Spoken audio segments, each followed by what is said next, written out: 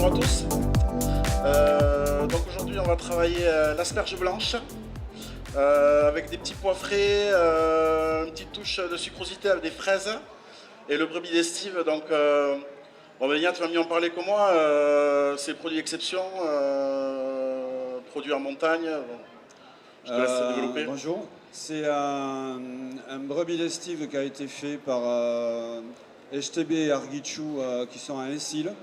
C'est Kako qui est revenu d'un derby entre Moléon et Nafarroa, qui m'a dit si tu le rencontres pas, je travaille plus avec toi. Donc je les ai appelés, et on s'est rencontrés.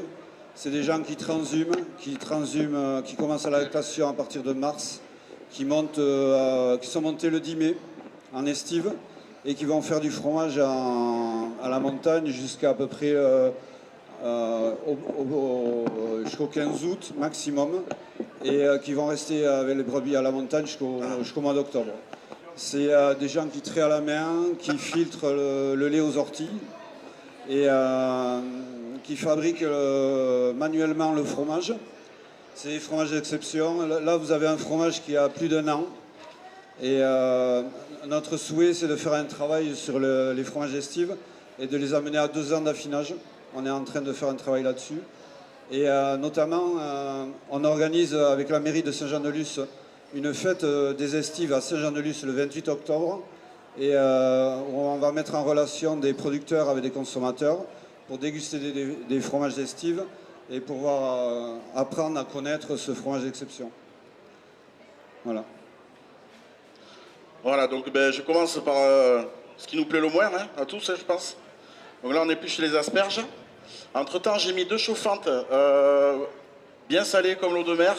Ça pour nos cuissons de petits pois, d'asperges. J'ai fait chauffer un peu de crème. Alors, on ne s'est pas consulté avec Fabrice, mais on a presque la même recette pour la sauce.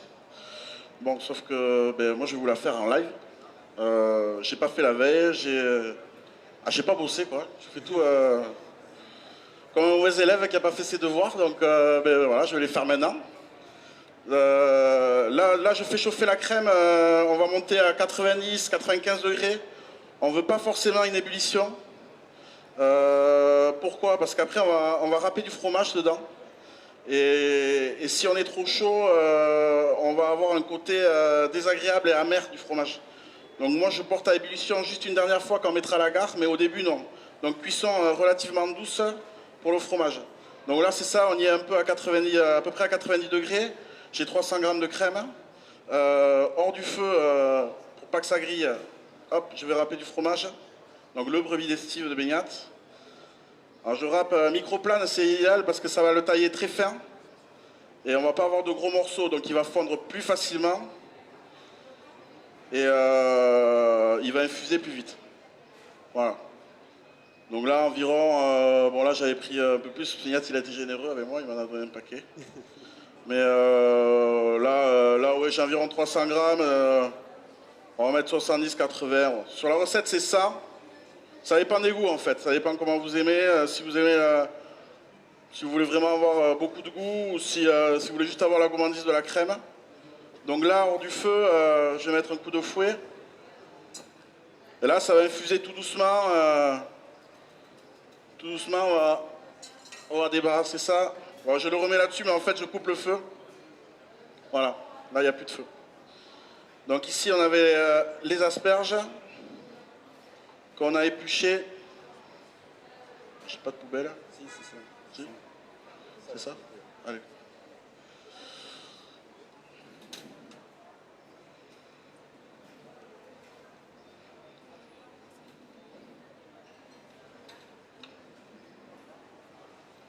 Là, on a piqué les asperges. Bon, j'ai quand même un peu bossé hier soir, ce matin. J'ai écossé les petits pois. Là, donc, on va lancer la cuisson des petits pois, d'un petit pois français marché. Hein. C'est mieux. Hein. Les Espagnols, ils sont plus farineux, ils sont plus gros, moins goûteux. Là, on est sur les petits pois français, donc marché. Hein. Il y a Monsieur Zamora qui est là le mardi et le vendredi, ici à la sortie du marché, juste à gauche, là. Il a des super produits, des fèves, des petits pois, des choux-fleurs. Là, quand c'est la saison, il en a. Donc idéalement, c'est de les prendre là. des asperges blanches ferme Saint-Henri, juste de l'autre côté avec des fraises. Voilà. Donc on a lancé la cuisson des petits pois. Idéalement, on n'aura pas aujourd'hui, mais il faudrait les refroidir pour les glacer tout de suite avec des glaçons. J'en ai pas. On va faire avec l'eau froide. Je lance la cuisson des asperges aussi. Alors, les asperges, c'est un peu plus long. Hein. On va compter 6-7 minutes. Alors ça dépend si vous les aimez fondantes, croquants. Moi j'aime entre les deux en fait. Trop cuit, ça fait penser à la boîte. Donc j'aime pas ça. Et trop croquant, c'est pas non plus idéal. Donc là on attend, entre-temps on va fouetter un petit peu le brebis. N'hésitez pas à en rajouter un petit peu. C'est pas de règle. La cuisine c'est pas que des recettes. Hein. Moi j'ai écrit la recette, après c'est en fonction des goûts. Voilà.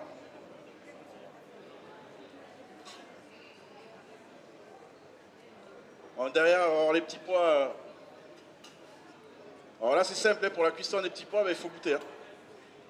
Il n'y a pas de dissolution. Là, ils sont encore un peu trop croquants. Je vais vous montrer après comment on les dérobe, afin de ne pas avoir la pellicule qui peut déranger à la dégustation.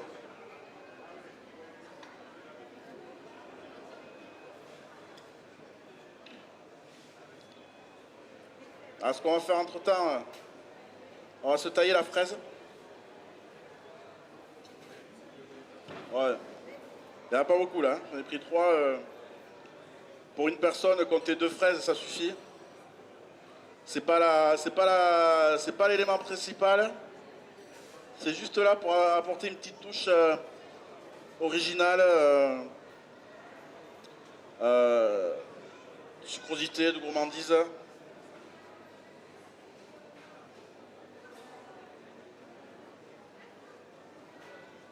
Le fromage avec les fruits baignate, hein. Ça marche. Hein, C'est ce que je vois. ça marche. Tu vas voir. C'est des choses auxquelles on ne pense pas et la relation avec des chefs nous permet de comprendre comment on peut utiliser nos produits et comment ils les mettent en valeur. Bon là les petits pois, ça devrait être bon. Hop.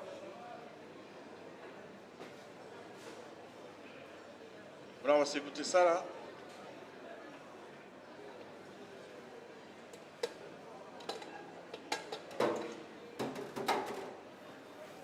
Bon là je mets de l'eau froide. Bon, idéalement c'est des glaçons. Quelqu'un a des glaçons? Non? Personne? Donc on va faire sans, hein. On va s'adapter un petit peu. Là je vais tricher, hein. Je mets dans plusieurs bains d'eau froide. Faut savoir s'adapter un petit peu. Alors le bain de glace en fait c'est fait pour fixer la chlorophylle afin d'avoir les petits pois bien verts. Alors si je suis pas mauvais, on va avoir des petits pois verts quand même. Hein. Mais idéalement c'est glaçons à la maison, il y a toujours des glaçons qui traînent. N'hésitez pas. Donc là on va dérober les petits pois. Entre temps je vais regarder la cuisson de mes asperges. Ils sont pas trop mal. Et le temps que je dérobe les petits pois, je pense qu'on va être bon. Alors là, il faut être patient. Là, il faut être patient, mais si vous le faites à la maison, passez par cette étape-là parce que ça change tout, quoi. Ça change tout. Alors moi, les gens au restaurant, ils me demandent quelle variété de petits pois vous utilisez. Des petits pois. C'est juste qu'on enlève cette pellicule-là qui peut être dérangeante à la dégustation. Donc idéalement, c'est voilà, c'est un bain d'eau froide. Et après, il faut s'armer de patience et lâcher cette pellicule-là qui peut déranger. Voilà. Voilà, donc c'est un par heure. Et ouais. Alors, au restaurant, les cuisiniers, quand je leur annonce que la saison du petit pois démarre, ils sont pas contents. Mais, bon.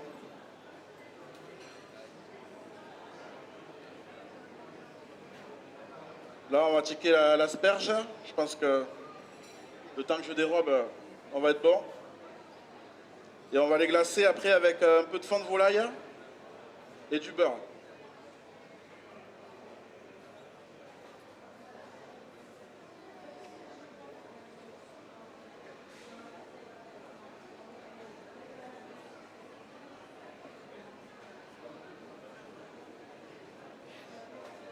Voilà, j'aurais pu les préparer au restaurant, j'ai pas fait. Voilà. À la télé, ils s'arrêtent, ils disent voilà, c'est fait. Ben non, moi j'ai dit allez, on va se la jouer la chaille.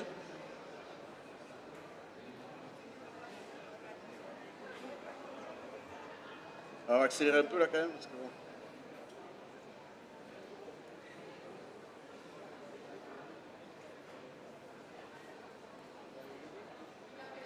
Voilà, on devrait en avoir assez pour une personne. Moi, je vais repasser ça au chinois, si je l'ai quelque part. Je sais plus, dans l'évier peut-être.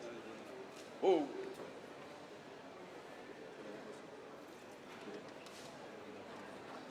Voilà. Voilà, pour la recette, on n'a pas besoin de beaucoup. Hein. Sinon, vous avez passé la matinée dans la cuisine. C'est pas bon. La star, c'est l'asperge. Hein. Donc, l'asperge, le fromage, évidemment. Voilà. Là, ici, on va récupérer les asperges qui sont cuites. Donc, pas trop cuites, mais bon, il faut que ce soit cuit quand même. C'est pas agréable, sinon c'est trop filandreux. Bon, normalement, il faut les refroidir. Là, on va casser cette étape-là. On va casser cette étape-là et on va les faire en live. Hop. Donc là, c'est du fond blanc de volaille qu'on a fait nous-mêmes au restaurant. Après, à la maison, on peut utiliser les cubes de fond blanc de volaille. Bon, ça a moins de goût, mais bon, ça dépanne. Hein, parce qu'un fond de volaille, c'est toute une matinée, c'est 8 heures de cuisson. Bon, nous, au restaurant, on en fait pratiquement tous les matins, donc j'en ai toujours sous la mer, mais à la maison, bon, si vous avez des cubes, ça marche aussi. Hein. Voilà. Donc là, on met du beurre. Voilà, on va faire un petit, comment on appelle ça, un glaçage. Donc on va réduire un peu le fond de volaille, forte ébullition. Du beurre, ça va se lier, on va mettre les asperges dedans. Voilà, pour faire joli, on va tailler les asperges de la même taille. Hop. Alors les queues, les jetez pas. Là, je les utilise pas vraiment, mais les jetez pas les queues parce qu'on peut faire des crèmes, des soupes, on peut le servir en froid. On peut faire plein de choses avec les queues. Bon, c'est surtout des sauces, des soupes ou des crèmes. Quoi. Voilà, c'est comme ça que j'utilise. Après, on les enlève souvent, la première base, parce que c'est trop amer, trop filandreux. Bon, là, j'ai le brebis, en attendant que ça glace, j'ai le brebis qui est rentré, là, donc j'avais pas de feu dessous, hein, on est bien d'accord, sinon ça aurait cramé, ça aurait accroché. Là, par contre, on va le reporter à ébullition, sauf qu'on est devant. On est devant et on va mettre un peu d'agar-agar. Alors, l'agar-agar, c'est un gélifiant. Un gélifiant naturel, c'est une algue qui va permettre d'avoir de la tenue dans la crème. Quand je vais le mettre dans le siphon, après il y aura plus de tenue dans l'assiette quand on va prendre la sauce. Donc là, on laisse porter à l'ébullition. L'agar-agar, si on veut que ça marche, il faut monter à plus de 100 degrés pendant 1 à 2 minutes. Sinon, il ne s'intègre pas. Si vous ne faites pas bouillir, l'agar-agar, ça ne sert à rien. Donc là, je ne sais pas si on voit bien. Là, c'est en train de réduire. Alors moi, j'ai un défaut, mais ça se voit, je crois. J'aime bien le beurre. Parce que c'est bon, hein, le beurre. Hein, voilà. Et derrière, je vais reglacer mes asperges. Hein. Donc on a les petits pois de près, on a l'asperge qui est la fraise qui est taillée. Vous allez voir, on va l'assaisonner un petit peu particulièrement, la fraise. Et ici, donc là on a l'ébullition, ici on va baisser le feu. Et on va laisser glacer tout seul. On va laisser glacer tout seul les asperges. Alors si vous avez trop croquante en sortant de la chauffante, ben, l'avantage c'est que cette deuxième étape permet de finir la cuisson aussi. Alors ça dépend, parce que des fois on peut se tromper. On les a trop croquantes, je goûte, j'ai pas laissé assez cuire, ben, bon, vous avez la deuxième solution en plus qui va finir la cuisson. Voilà. Donc là ici, on va remonter à ébullition.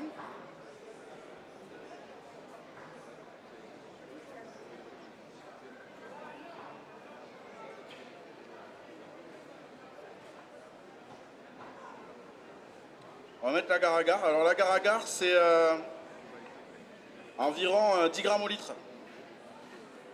Bon, je pèse pas, moi ça me gonfle, donc j'ai mis à peu près 3-4 grammes pour 500 grammes. C'est les pâtissiers qui pèsent, ça moi. Alors j'ai un pâtissier chez moi, heureusement, parce que sinon. Ça prend du temps à poser. Hein. Voilà. Alors regardez là les asperges, elles sont glacées avec le fond de volaille. Ça c'est gourmand. Et le beurre. Alors après, il va pas y avoir 3 tonnes de beurre dans l'assiette. Hein. C'est juste pour bien la faire briller, ça apporte un peu de goût.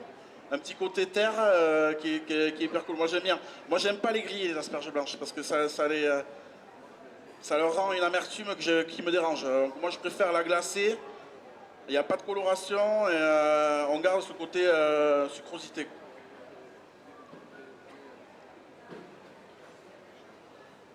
Donc, hop. Alors les sauces en live, j'ai jamais fait. Hein. C'est la première fois. C'est mon baptême. Hein. J'espère que ça va marcher, sinon je suis mal. C'est pas allumé ici. Donc, pas prendre de risque une sauce avant de la mettre dans un siphon. Si vous avez un siphon à la maison, il faut toujours passer au chinois, étamine. Et là, moi si j'ai pas de chinois, je suis pas bien. Hop. Alors surtout, quand vous passez votre sauce, la mettez pas dans l'évier. Hein. Il y en a un qui me l'a fait chez moi déjà, ça. C'est pas cool. Alors, vous prenez un support dessous. Hop. Voilà. Alors pourquoi la passer au chinois? Parce que s'il y a une seule impureté, une seule matière solide, ça passera pas. Ça passera pas dans le siphon, il va bloquer. Vous allez vous énerver. C'est pas le but. Voilà, c'est passé au chinois. Hein. Alors il y a des dosages aussi sur un siphon. Là c'est un siphon d'1 litre. Si vous mettez plus d'1 litre dans le siphon, ça marche pas, ça explose. Si vous mettez moins d'1 litre, il faut mettre plus de gaz. C'est logique, hein. Ça dépend de la densité. Donc là, moi j'ai à peu près 400 grammes, j'ai pas 1 litre, j'ai pas plus d'1 litre, donc je vais pas être embêté. Par contre, il va falloir que je gaze 2 fois. Voilà. Hop. Qu'est-ce que tu appelles gazer 2 fois? Vous allez voir. On va incorporer du gaz, c'est le principe du siphon, afin d'avoir une sauce bien aérée. Ça permet d'aérer les sauces, parce que bon, moi je mets du beurre, de la crème, c'est bien, mais il y a un moment donné à la dégustation, si c'est écœurant, c'est pas le but. Donc les siphons, ça aide à incorporer du gaz et d'avoir de la densité dans les sauces, quoi. Moi j'aime bien, je fais des purées comme ça, des purées de carottes, des purées de céleri. Vous faites des purées un peu plus liquides que d'habitude, vous les mettez en siphon. Et après quand vous les mangez, c'est très agréable parce que c'est beaucoup plus aéré, quoi. Donc là, c'est que j'ai le gaz. Hein. C'est que j'ai mon gaz. Tu vois? Merci. Donc voilà, la cartouche de gaz. Hein. Alors vous mettez pas le gaz avant de visser, parce que ça aussi on me l'a fait au restaurant. Alors d'abord on visse, sinon si on met le gaz de suite, ça sort. Alors d'abord on visse. Et on va gazer. Donc gazer, hein, on a la cartouche dedans. Ici.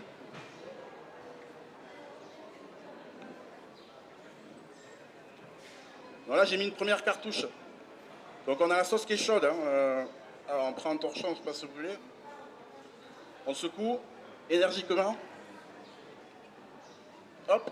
Et là, vu que j'ai pas mon litre pour dans le siphon, je mets une deuxième cartouche afin que tout l'ensemble soit pris, quoi.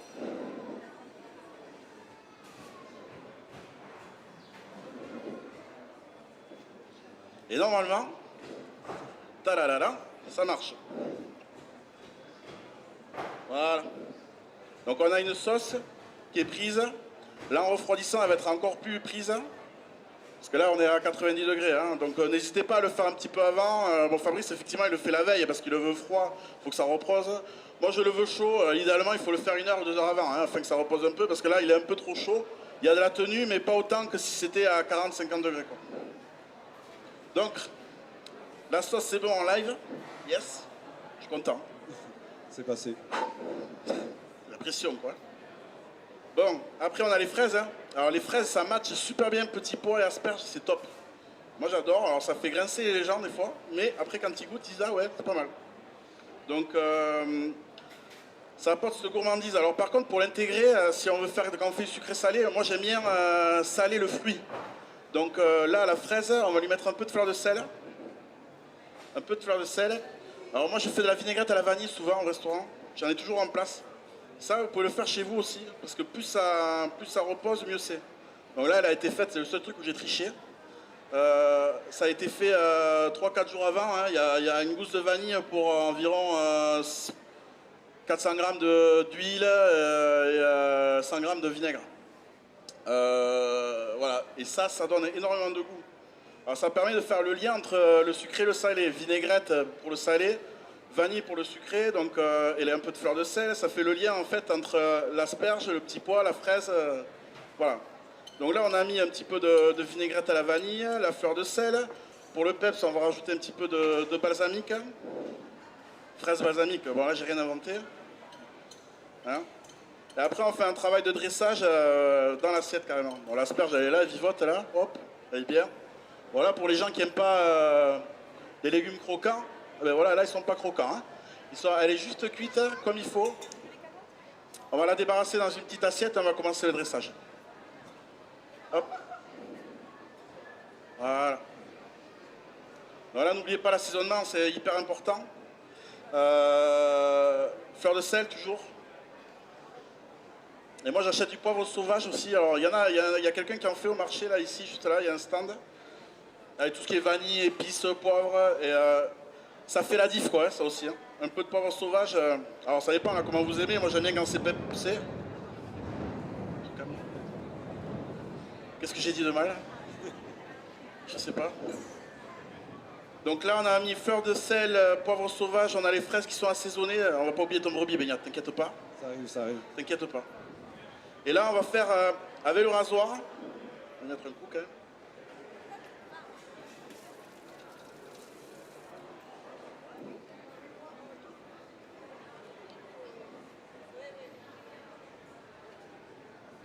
Avec le rasoir, on va détailler le fromage en lamelles comme ça. Hop. On va poser sur l'asperge. D'accord? Là, je vous le montre. Je suis pas sur le dressage définitif. Hein. Hop. Désolé. Oh, c'est bon.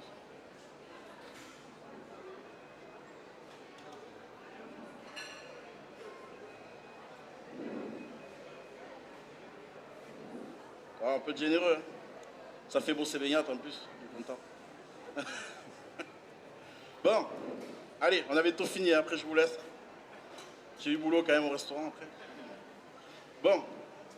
J'ai oublié de vous dire, les petits pois. Alors, il y a deux solutions. Soit on les reglace dans le fond de volaille si vous aimez le beurre. Soit on se la fait simple, on se le met en vinaigrette. On peut le servir froid ou chaud, le petit pois. Parce qu'il a justement plus de pellicule. Donc, c'est hyper gourmand. C'est très très bon. C'est très fin aussi. Hein, donc là, on va se les mettre avec les fraises. Parce que moi j'aime bien le côté vanille et petit pois aussi. Voilà. Ici, derrière, on va dresser les asperges.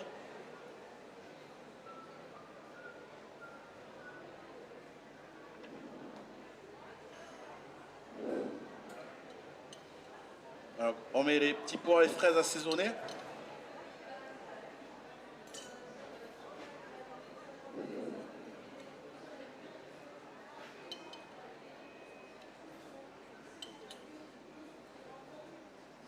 Alors ça c'est une entrée à la maison, hein. Faites pas ça en plat parce que sinon faut manger quelque chose derrière quoi quand même. Hein. Mais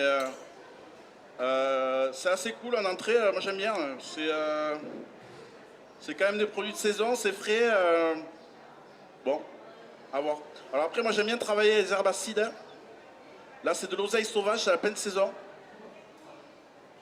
Bon, ça n'a pas qu'un effet décoratif en fait, hein. Ça apporte de l'acidité. Toutes mes herbes que je mets, moi, en général, ça apporte de l'acidité. Sauf une là qu'on va voir ensemble, mais qui ne sera pas là au hasard non plus. C'est pas que pour faire joli. Souvent les gens ne touchent pas aux herbes qu'on met dans les assiettes, sauf que ça a une réelle importance. Parce que y a un intérêt gustatif aussi.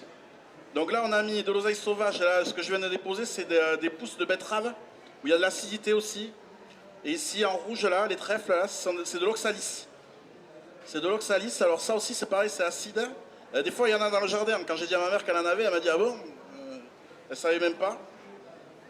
C'est super bon, ça. Et ça, on appelle ça de la silène enflée. Ça a le goût de petits pois. Donc c'est encore un intérêt.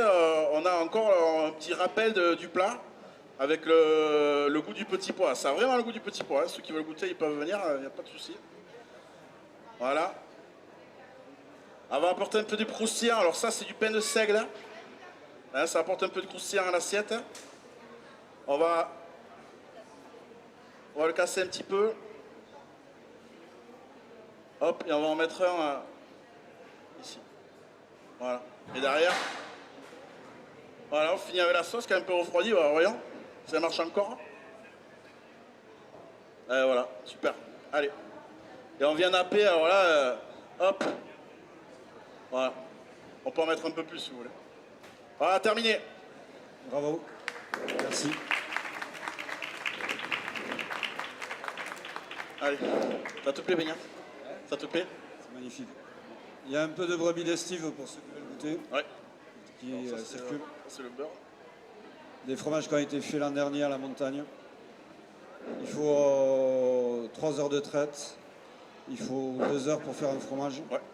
Cool. Il y a des producteurs actuellement qui sont en estive qui font 4 fromages par jour sur la traite de la veille et la traite du matin. C'est beaucoup, beaucoup, beaucoup de travail. Voilà. Merci pour eux.